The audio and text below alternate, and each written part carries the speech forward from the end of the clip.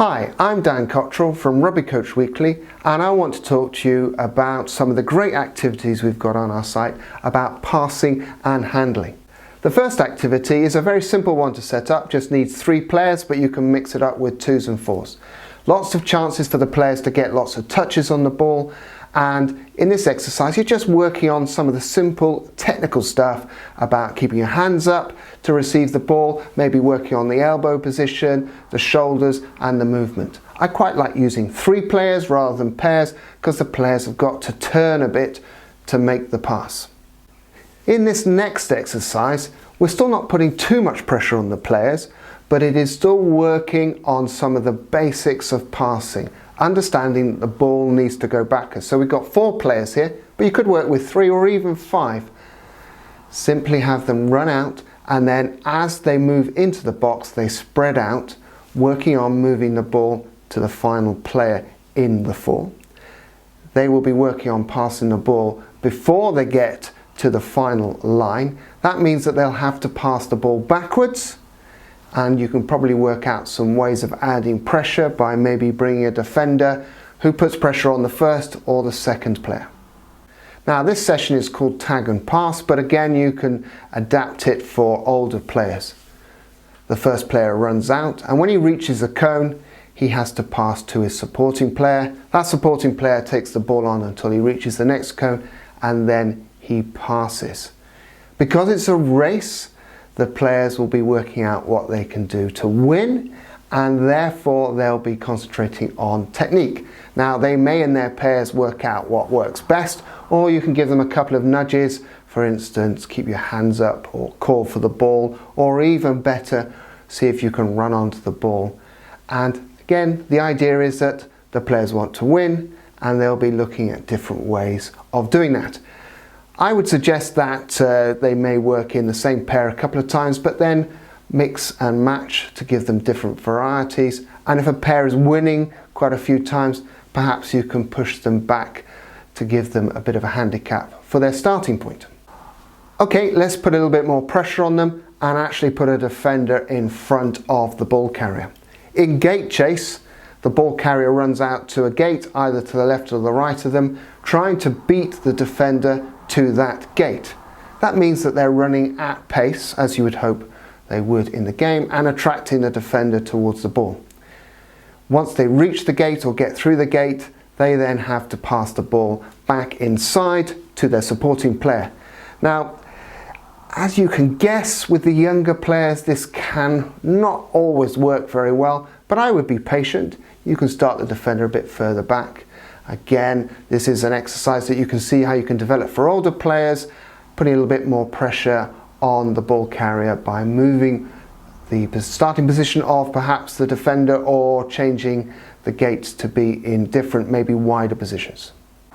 Okay, here's an activity which a passing game for the warm-up. Probably more with younger players, stick them on their knees in a group maybe of 3 or 4 in a line, and by isolating their hips and their shoulders they're moving the ball up and down the line. Make it a race after a little while, and they will work out again some techniques to move the ball effectively, perhaps getting their hands up, reaching towards the ball, moving the ball across their body rather than in a sort of like a pendulum movement. I found the kids really enjoy this, and also this is a pretty good one for older players and more experienced players, just to isolate some of the body parts before you move on to maybe more sophisticated passing games. The passing race is one of my favourites. It's very easy to set up, very easy for the players to understand, and because it's a race it's very competitive, and you'll see the younger players jumping up and down in anticipation of perhaps winning, and you can set quite a few handicaps and make lots of varieties within the game to keep the players challenged. In simple terms, 3 players start on a line and they pass the ball down to the third player, who races maybe 10 to 15 meters forward to beat the other teams. Each time the players will work out better methods of passing the ball, and then you can start to add in some variety where maybe the second or third player can stand in slightly different positions to give them a better chance of winning. I've varied this around by perhaps changing the starting positions to handicap the players who are winning, and of course it's always good to mix up the groupings so they're working with different players. Remember to change the starting positions so they're not just working from left to right but also from right to left with their passing. With younger players or players where you're trying to introduce new skills, I find the exercise box out is particularly useful. It's a little bit more complicated to set up and takes a bit of time for the players to get used to, but once they are used to it, it will be an exercise that you'll use probably weekly to work on different skills, and you don't just have to use handling skills, it could be contact skills, it could be defensive skills. But here I'm going to work on the clearing pass, which is particularly important for younger players, under 9s, under 10s, under 11s, where most of the restart passes from a breakdown are a pass off the ground, which we call a clearing pass. So in this exercise, 4 or 5 players start in a small box next to the area.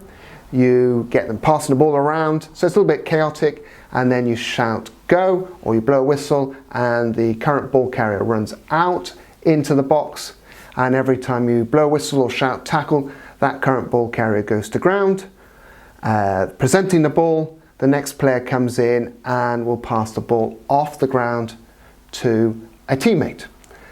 You'll blow the whistle several times throughout the box, so there'll be a chance of maybe 3 or 4 clearing passes, and the idea is that they're working on their technique, which you can reinforce, and it is slightly chaotic, so you don't know exactly which player will be the clearing passer.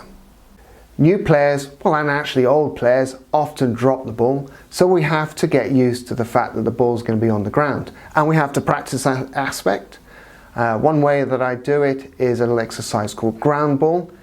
This is pretty physical, but it does get players used to the fact that they've got to bend down to grab the ball. I tend to use it with a 2-on-2, with a tackle bag on the ground, and then I'll place a ball either side of the tackle bag. 2 players will run in and try and grab the ball. You can probably guess from where you can see from this picture that the players are coming from either side of the ball, but you can have them coming from different angles. In this activity, we understand that one of the difficult parts of the game is taking the ball at pace. In other words, running onto the ball.